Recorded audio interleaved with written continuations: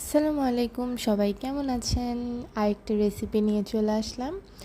আজকে অনেক মজার আর অনেক ইজি একটা রেসিপি দেখাবো।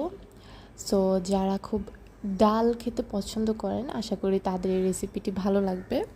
ডাল অনেক ইজিলি রান্না করা যায়, আর ডাল আমার অলওয়েজ অল টাইম ফেভারিট। এটা ছাড়া আমি খেতেই পারি না।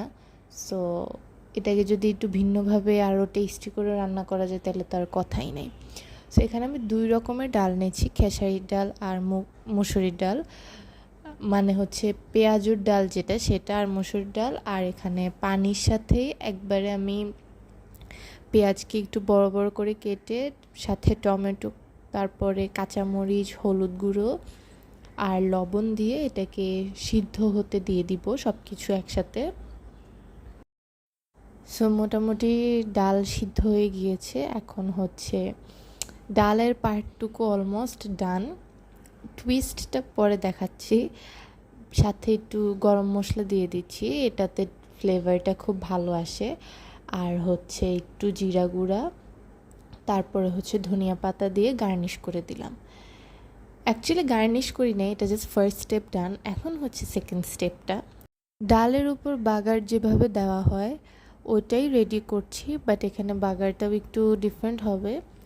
সো এখানে শুকনো মরিচ দিয়ে দিয়েছি, শুকনো মরিচটা একটু তেলে নিচ্ছি। তারপরে দিয়ে দিব হচ্ছে আদা কুচি, তারপরে রসুন কুচি। ডালে রসুনের ফ্লেভারটা খুব ভালো আসে। এবং পেঁয়াজ কুচি দিয়ে দিচ্ছি। তারপরে এগুলাকে সব কিছু একটু ভালো মতো মিক্স করে একটু হলুদ গুঁড়ো দিয়ে দিলাম।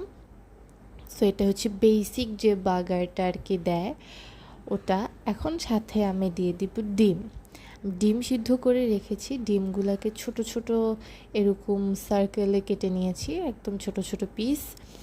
সো ডিমগুলো কেটে জাস্ট একটু তেলের মধ্যে ভেজে নিচ্ছি ডিমগুলো।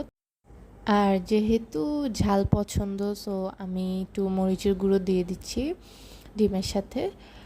তারপরে সব কিছু একসাথে মিক্স করে এটা একটা অন্যরকম বাগার, ডিমের বাগার বলতে পারেন, তৈরি হয়ে গেল। এখন এইটাকে আমরা যে ডালটা তৈরি করেছি সে ডালের সাথে এই ডিমের মিক্সচারটা ঢেলে দিব। সো এই যে দেখুন, এটা ফ্লেভারটা খুব ভালো আসে, আপনারা ট্রাই করে দেখতে পারেন।